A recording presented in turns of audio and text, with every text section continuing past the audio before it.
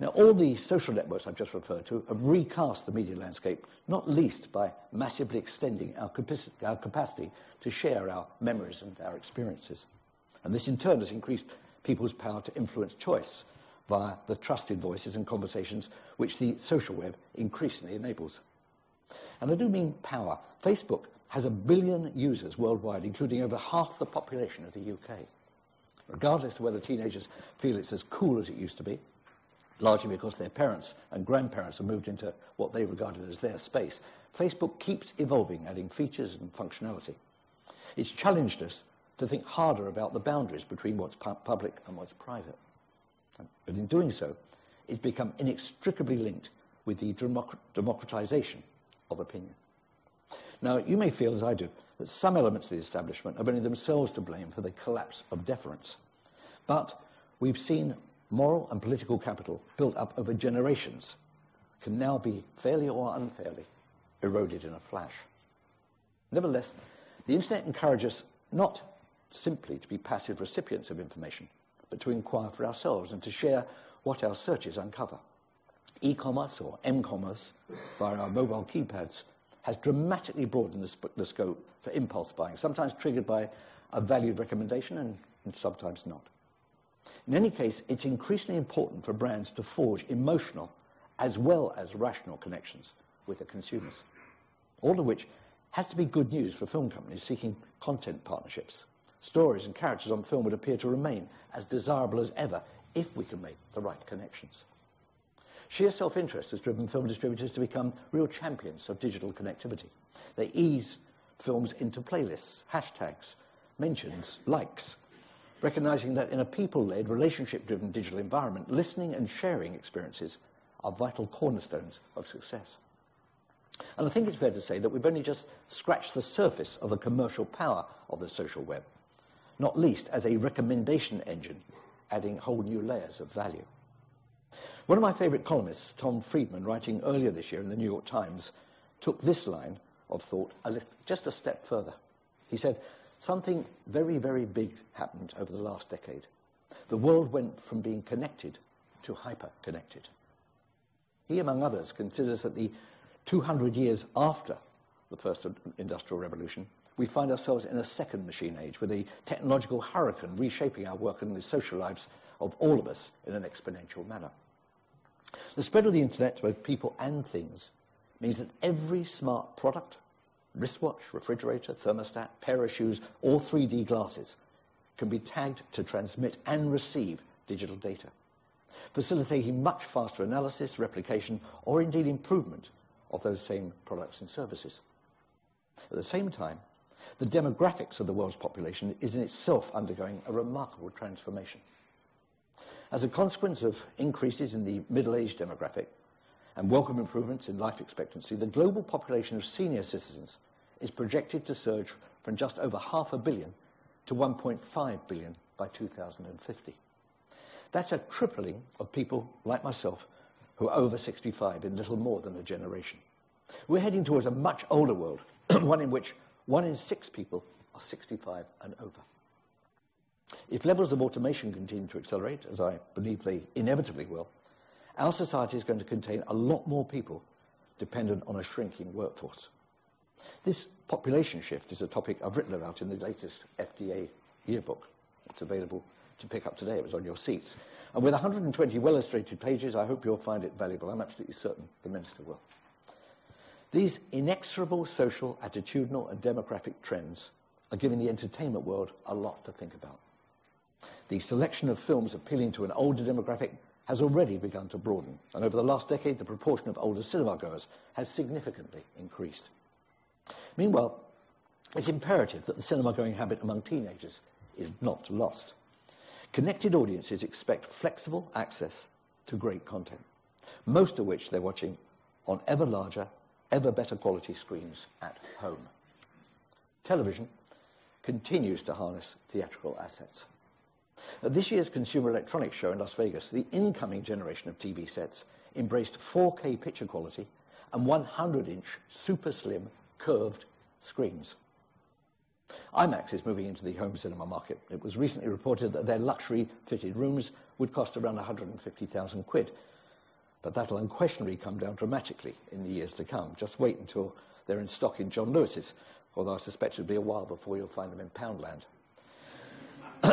As soon as broadband speeds in the UK can manage it, you can be sure that 4K quality streamed video will be offered very widely, and it will be hugely popular.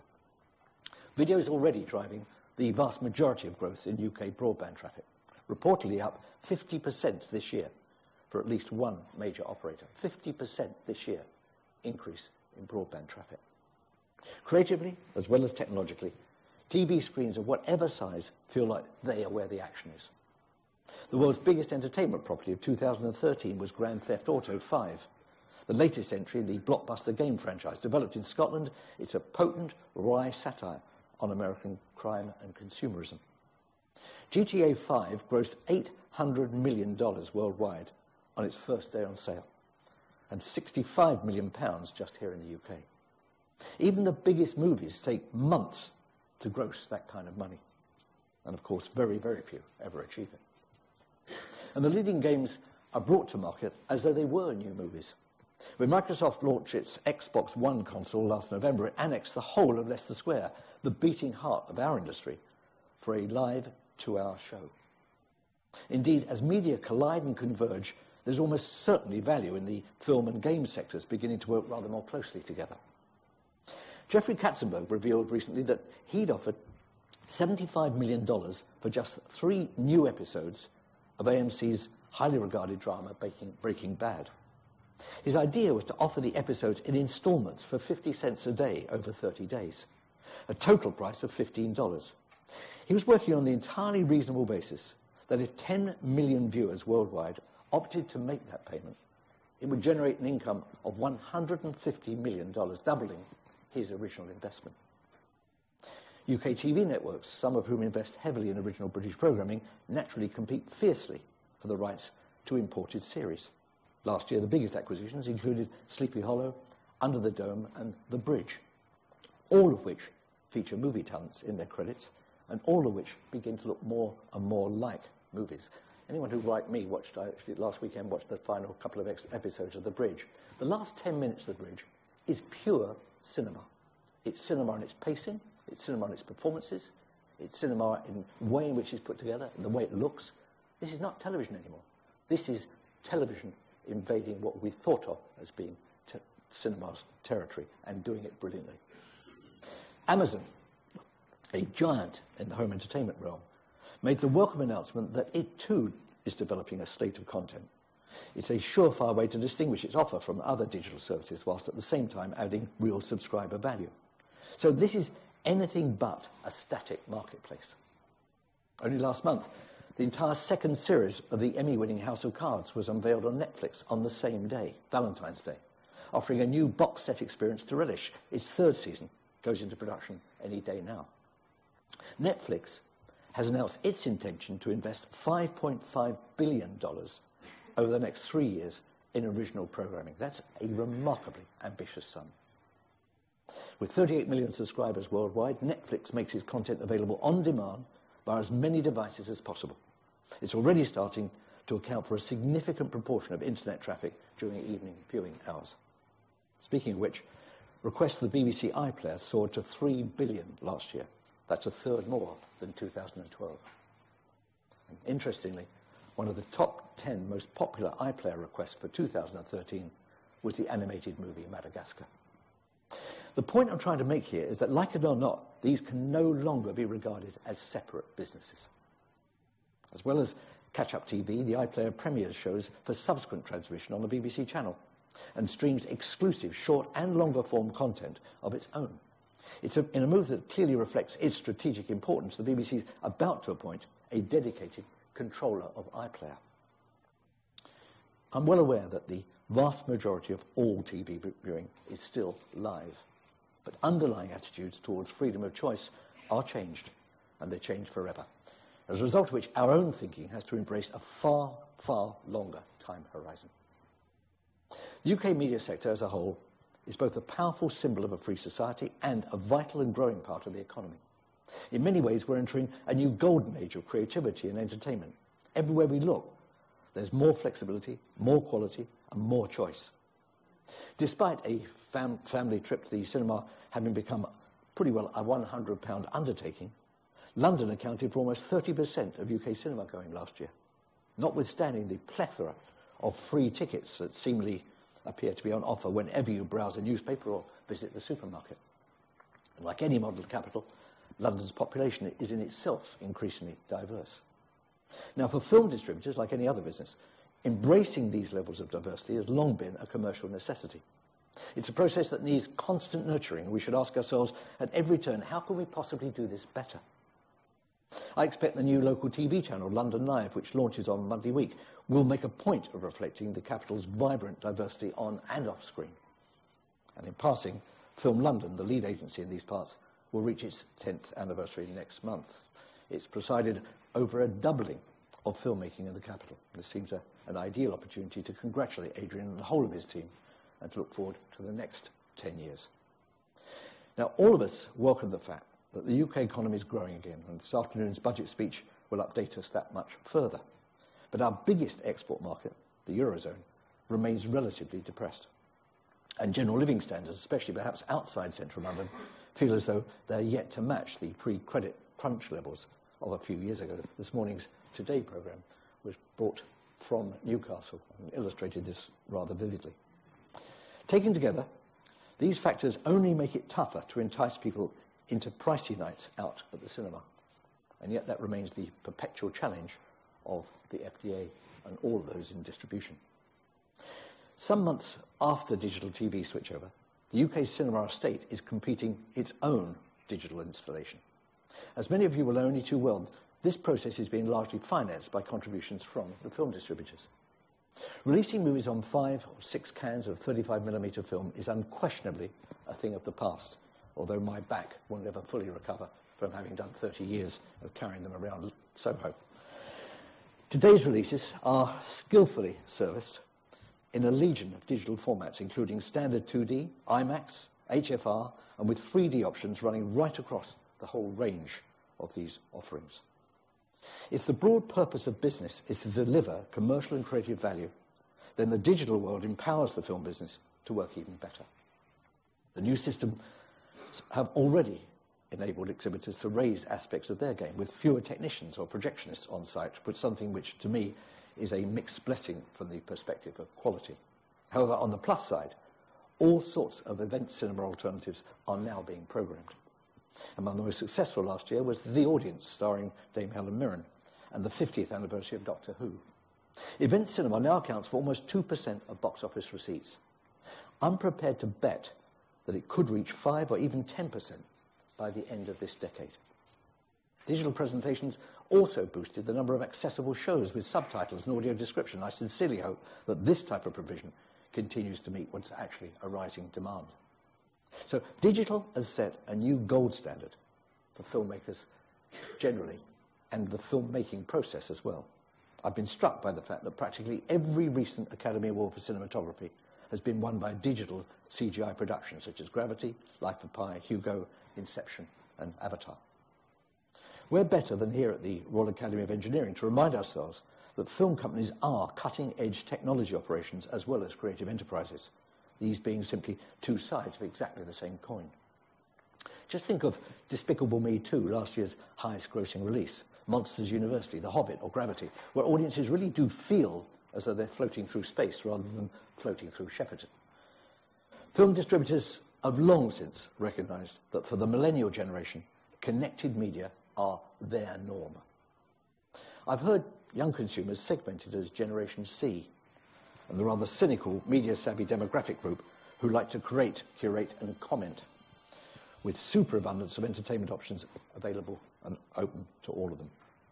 Were he a teenager today, I'd guess that Ferris Bueller would surely be a viral phenomenon, a guru of Generation C, or maybe he'd simply be the world's richest man.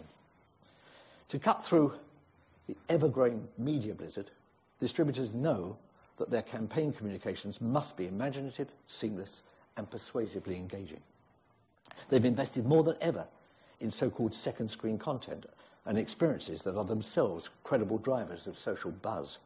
For example, last spring, a virtual reality attraction toured UK shopping malls, giving fans the chance to literally try on Iron Man's full body armour and see for themselves in character on a giant screen. You can actually catch it still on YouTube.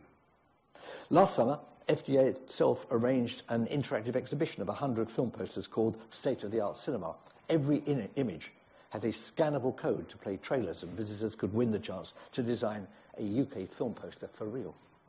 So all in all, last year, distributors invested £350 million in launching and sustaining their theatrical releases, deepening audiences' relationships with film and keeping cinema vibrant. Yet the advent of digital has not made the theatrical releasing any less expensive or risky. Survival depends on laser-sharp attention to every possible revenue stream across the whole value chain. As a former ad man, I appreciate that consumers form perceptions of products and brands rather like birds build their nests. That's to say, they pick up scraps of information from here, there, and everywhere in a pretty haphazard way. And traditionally, advertisers would seek to control both the what and the how of the way information was presented to the public. But today, paid-for advertising is only one part of a much wider spectrum of potential sources of information and impressions, precious few of which can be centrally controlled. If the product doesn't work, there is absolutely nowhere to hide. For a new movie, the word is out by Friday lunchtime, and it can be brutal. It's also the case that suppliers now reach such vast proportions with those 700 movies jostling for screen slots and attention that there's a real risk of devaluation. What do I mean by that? Well, once something's become ubiquitous, it can no longer remain all that special, can it? It's now dispiritingly easy for films to be discarded from screens precisely because they can be. And there's plenty more where they came from. If you're not convinced there's a danger, consider this. The UK's big three cinema operators command a market share between them of 75%. The three big supermarkets that we hear so much about, Tesco, Sainsbury's and Asda, have a combined share of appreciably less, below 65%.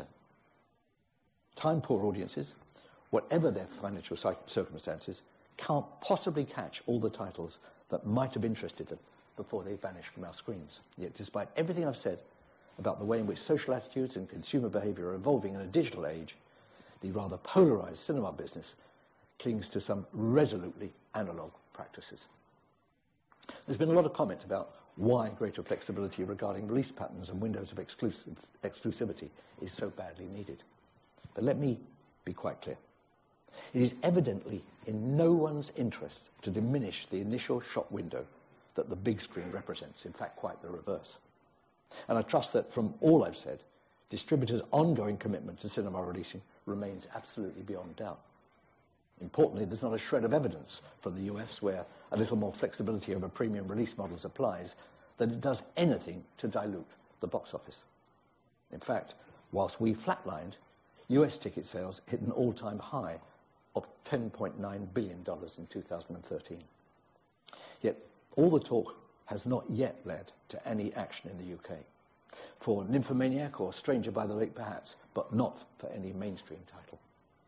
By way of example, Screen International reported that last year's UK release of Hitchcock, starring Anthony Hopkins and Helen Mirren, was unavailable for viewing for 80% of its theatrical window. To retain such a rigid framework is, to my mind, not just counterintuitive, but increasingly and transparently ludicrous. Today's digital citizens have such a degree of choice that they may neither notice nor care about theatrical windows. But anyone in Britain interested in watching Hitchcock or any similarly effective movie, 1 or 2 months after it was first released, will be faced with a very stark binary choice. Find a pirate copy or don't watch it at all.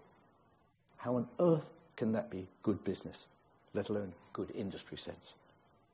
As someone who really loves cinema, and as someone who is a film producer knows what it's like to have a film that you've worked on for a year, 18 months, 2 years, release and vanish, it is a gutting experience.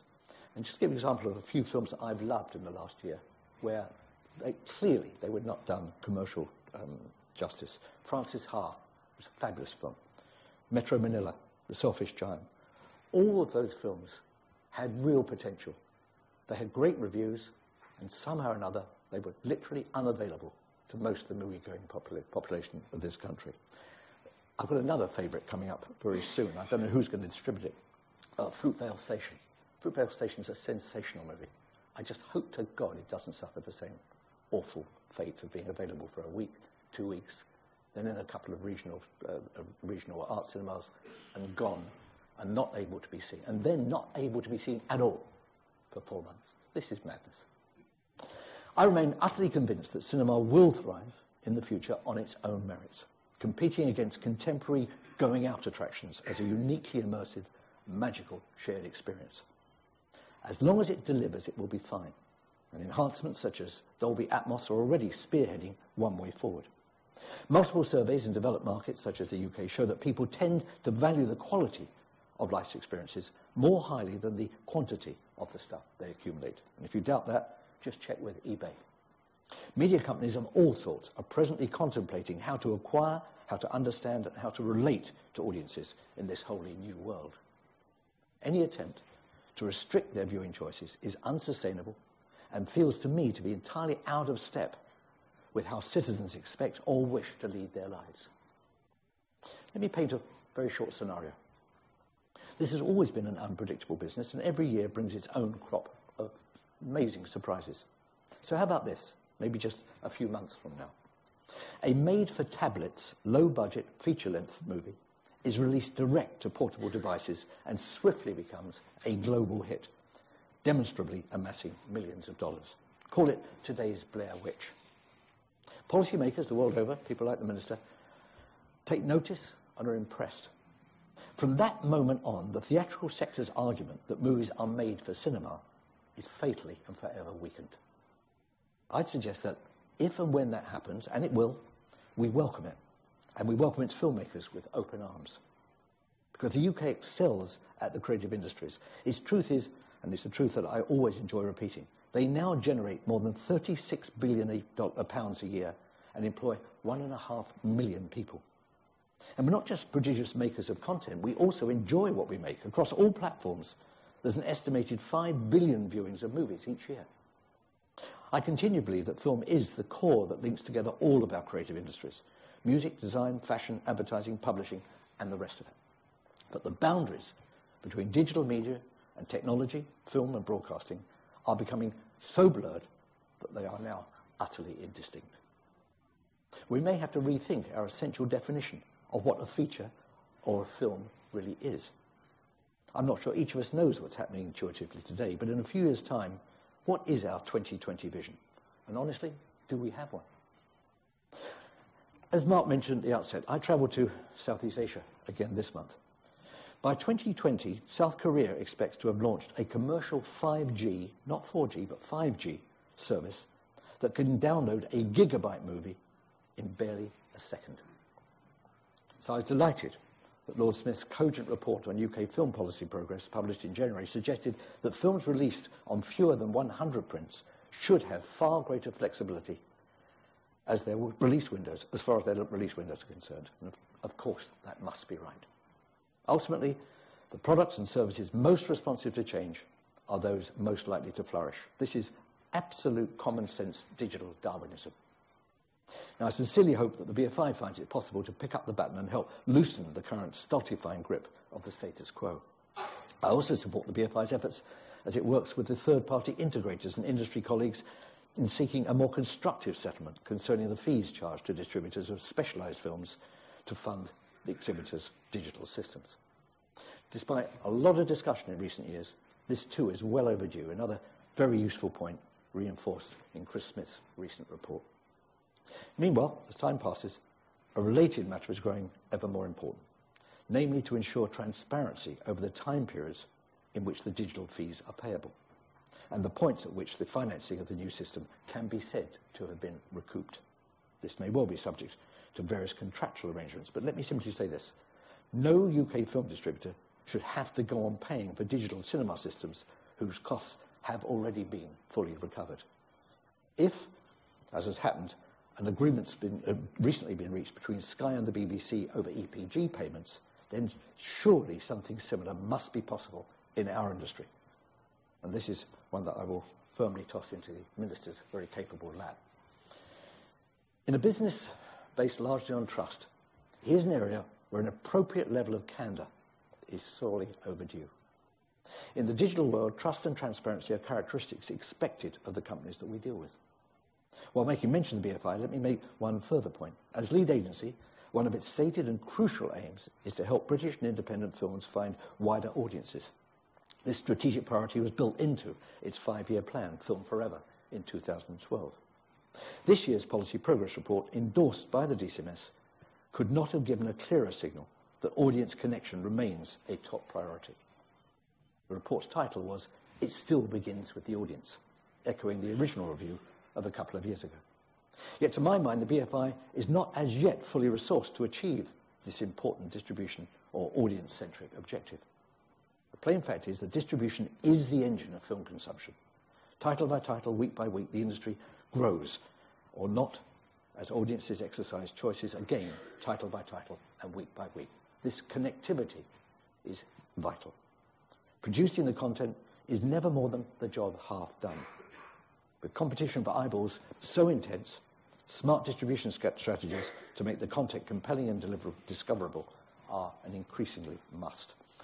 The BFI is undergoing a triennial review conducted by the Cabinet Office, as do all so-called NDPBs, at 3 yearly intervals. Now, hopefully, that review will allow for an urgent strengthening of the film distribution resource, and this will help the BFI balance its cultural ambitions with the industry's growing commercial needs.